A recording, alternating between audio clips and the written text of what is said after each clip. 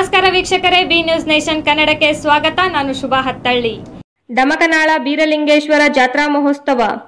ಚಡಚಣ ಸಮೀಪದ ಡಮಕನಾಳ ಗ್ರಾಮದ ಆರಾಧ್ಯ ದೈವ ಶ್ರೀ ಬೀರಲಿಂಗೇಶ್ವರ ದೇವರ ಜಾತ್ರಾ ಮಹೋತ್ಸವದ ನಿಮಿತ್ತ ಪಲ್ಲಕ್ಕಿಗಳ ಭೇಟಿ ಕಾರ್ಯಕ್ರಮ ಜರುಗಿತು. ನಸುಕಿನ ಜಾವ ಬೀರಲಿಂಗೇಶ್ವರ ದೇವರ ಗದುಗೆಗೆ ಹೂವು ಪುಷ್ಪಗಳಿಂದ ಅಲಂಕಾರಗೊಳಿಸಿ ವಿಶೇಷ ಪೂಜೆ ನೈವೇದ್ಯ ಸಲ್ಲಿಸಲಾಯಿತು.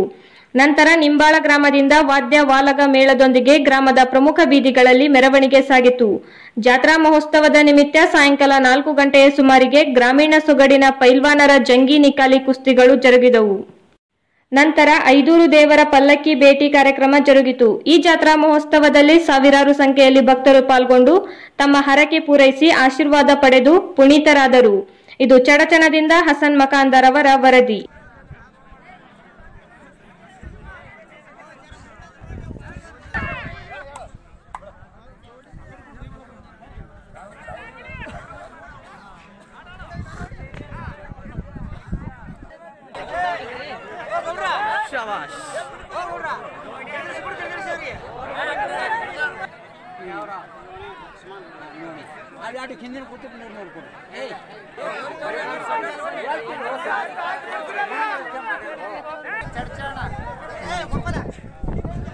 ವಿಶೇಷ ಏನೇನು ಮಾಡ್ತಾರೆ? ಕುಸ್ತಿ, ಡೊಳ್ಳಿನ ಹಾಡ್ಕಿ, ಒಂದು 5 ಪಾಲ್ಕಿ ಇವೆಲ್ಲ ಕೂಡಿಸ್ಕೊಂಡು ನಾವು ಜಾತ್ರೆ ಮಾಡ್ತೀವಿ. ಪ್ರತಿ ವರ್ಷದಂತೆ ವರ್ಷ ಹೆಚ್ಚಿಗೆ ಬೆಳ್ಕೊತೇ ಹೊಂಟದ.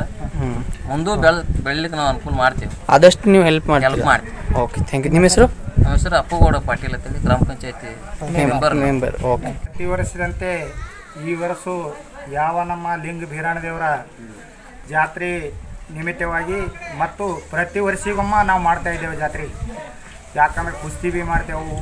ಮತ್ತು ವಿಶೇಷ ಏನಪ್ಪ ಅಂದ್ರೆ ಇವತ್ತು ರಾತ್ರಿ ನಾಟಕ ಐತಿ, ಎಲ್ಲ ಸುಮಾರು ಜನ ಅನ್ನ ಪ್ರಸಾದ ಐತಿ.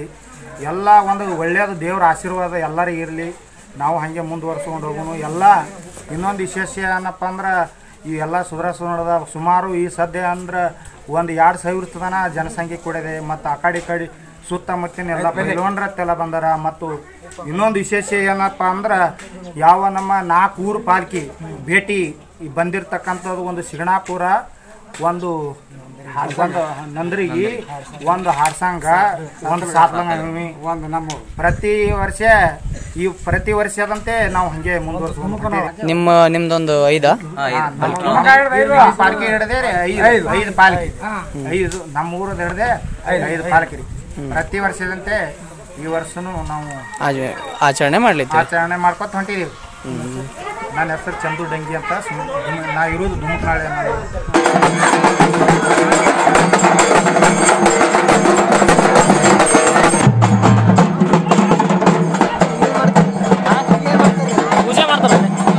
ನಿರಂತರ ಸುದ್ದಿಗಾಗಿ ನೋಡ್ತಾ ಇರಿ B News Nation Kannada. B News Nation Kannada latest ನ್ಯೂಸ್ಗಳನ್ನು ನಿಮ್ಮ ಮೊಬೈಲಿನಲ್ಲಿ ನೋಡಲು ಯೂಟ್ಯೂಬ್ನಲ್ಲಿ ಬಿ ನ್ಯೂಸ್ ನೇಷನ್ ಕನ್ನಡ ಎಂದು ಟೈಪ್ ಮಾಡಿ, ಸಬ್ಸ್ಕ್ರೈಬ್ ಮಾಡಿ, ಬೆಲ್ ಐಕಾನ್ ಪ್ರೆಸ್ ಮಾಡುವುದರ ಮೂಲಕ ಲೇಟೆಸ್ಟ್ ನ್ಯೂಸ್ಗಳನ್ನು ನೋಡಬಹುದು.